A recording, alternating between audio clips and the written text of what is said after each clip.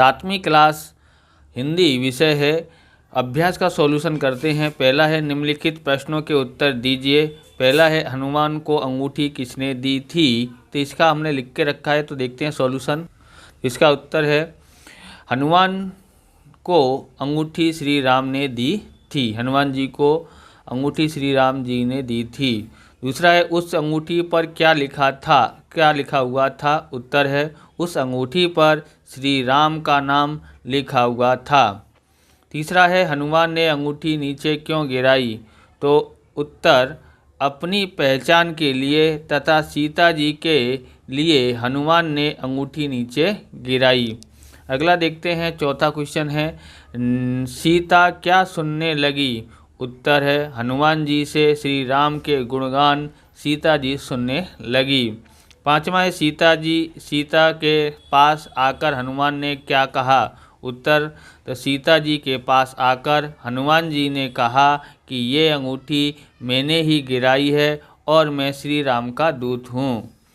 अगला देखते हैं, प्रश्न नंबर 2 है निम्नलिखित काव्य पंक्ति का स्वर गान कीजिए।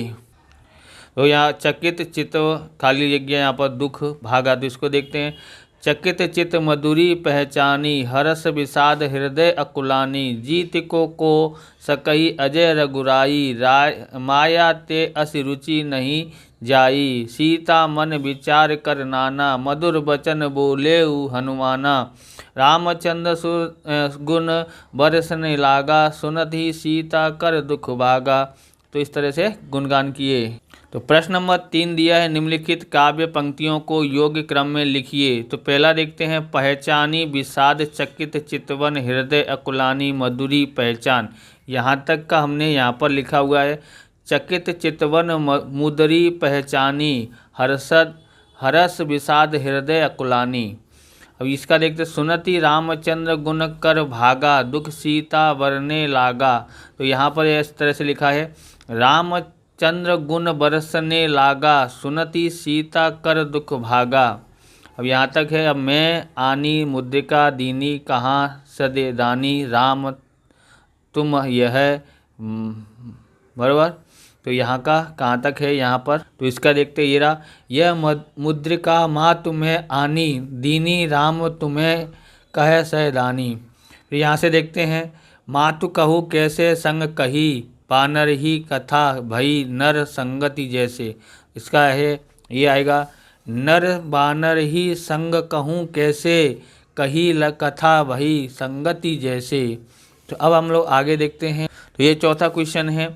प्रश्न 4 में काव्य में प्रयुक्त शब्दों के स्थान पर नीचे दिए गए समानार्थी शब्द लिखकर काव्य का पठन कीजिए तथा विचार कीजिए कि क्या अंतर आता है।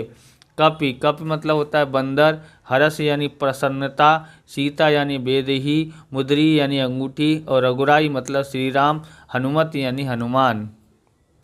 अब देखते हैं स्वाध्याय के प्रश्नोत्तर। प्रश्न नंबर 1, निम्नलिखित प्रश्नों के उत्तर लिखिए।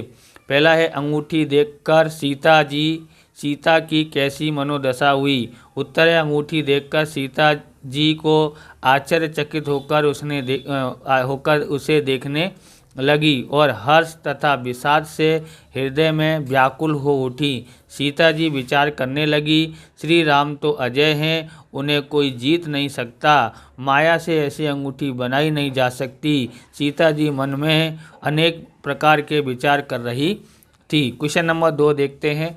आप इस प्रकार के वीडियो देखना चाहते हैं तो एसएस का सॉल्यूशन हमने किया हुआ है और डिस्क्रिप्शन में आपको लिंक मिल जाएगी एसएस और हिंदी के, वहां से आप देख सकते हैं। और चैनल पर नए हैं, चैनल को सब्सक्राइब कर लेना, क्योंकि हम इस प्रकार के वीडियो आपके लिए बनाते रहते हैं। और हिंदी मीडियम का एकमात्र चैनल है जो अभी एक्टिव है, आपके लिए काम करता रहेगा, इसलिए लाइक और शेयर दबा के करते रहें। दूसरा है आधुनिक युग में संदेश भेजने के कौन कौन से माध्यम हैं। उत्तर है आधुनिक युग में संदेश भेजने के लिए कई उन्नत और विविध माध्यम उपलब्ध हैं। डाक सेवा, फैक्स, रेडियो और टेलीविज़न, समाचार पत्र और पत्रिकाएं, mobile, telephone, email, messaging app आदि सूचना संचार के आधुनिक साधन हैं। तीसरा है मनुष्य और प्राणी जगत के बीच के संबंधों पर प्रकाश डालिए। उत्तर है मनुष्य और प्राणी जगत के बीच का संबंध सदियों से गहरा रहा है। मनुष्य हमेशा प्राणी की मदद से काम करता है। कुत्ता मनुष्य का वफादार प्राणी है। गधा, घोड़ा एवं ऊंट खच्चर भार उठाने में मदद करते हैं। बैलों की मदद से खेती की जाती है। सवारी के लिए घोड़े, ऊंट और हाथी का उपयोग होता है। ऐतिहासिक संबंधों में हम देखें तो चेतक का घोड़ा और महाराणा प्रताप के साथ में जो था वो गिल्लू, और महादेवी वर्मा की जो कहानी हिंदी में थी वो, तथा सुल्तान का घोड़ा महाभारती, इसकी भी कहानी प्रचलित है। इनमें भी क्या बोलते हैं, प्राणी और मानव जगत में क्या बताया, संबंध बताया है। चौथा देखते हैं, हमारे पास चौथा है, प्राचीन काल में संदेशा भेजने के लिए कौन कौन सी प्रयुक्तियाँ प्रचलित थीं? उनमें से आपको कौन सी प्रयुक्ति पसंद है, क्यों? उत्तर है, प्राचीन काल में आधुनिक संचार माध्यम का अभाव था, इसलिए संदेश भेजने के लिए विभिन्न रचनात्मक और श्रम माध्यम प्रयुक्तियाँ प्रचलित थीं। इनमें से कुछ प्रयुक्तियाँ निम्न हैं। संदेशा वाहक यानी दूत के द्वारा, या दूत को हक कार्य भी बोलते थे। कबूतर के द्वारा होमेर पिजन जिसको कहते थे, ऐसा कबूतर बोले गले में या पाँव में संदेश बांध करके संदेश भेजते थे। धुएं के संकेत द्वारा भी संदेश भेजा जाता था। ढोल बजा के, ढोल और ध्वनि के संकेत से भी संदेश भेजा जाता था। प्रकाश संकेत भी यानी प्रकाश करके भी संकेत किया जाता था। लिखित संदेश भी दिया जाता, जिसमें शिलालेख हैं, भोजपत्र है, ताड़पत्र है वगैरह। इनमें से मुझे दूत तथा प्रथा पसंद है, क्योंकि ये प्रत्यक्ष और उचित उत्तम सूचना का माध्यम माना जाता है। बराबर। आगे और देखते हैं प्रश्न नंबर 2, निम्नलिखित शब्दों के खड़ी बोली के रूप में लिखिए। पहला है मुद्री यानी मुद्रिका। ओके, क्या है, मुद्रिका। ओके। दूसरा है विचार यानी विचार। और तीसरा सुनते ही। चौथा है बोलेऊ तो बोलना। पांचवा है विस्मय मतलब विस्मय। छठा है सकई यानी सका। अशोक है तो इसका क्या है, तो इसका आएगा अशोक, इस तरह से आएगा अशोक। ओके।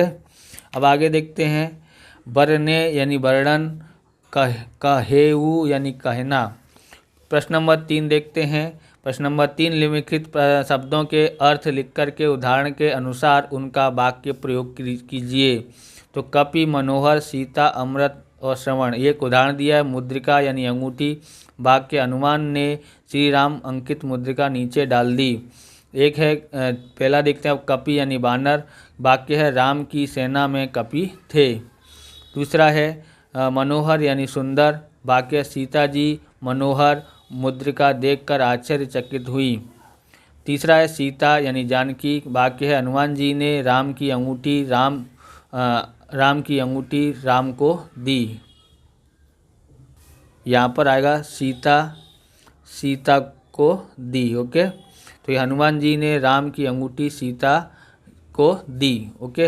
अमृत यानी सुधा। चौथा है अमृत यानी सुधा। और वाक्य है, समुद्र मंथन में अमृत बाहर निकला। पांचवा है श्रवण हुआ है यहाँ पर ये वाला।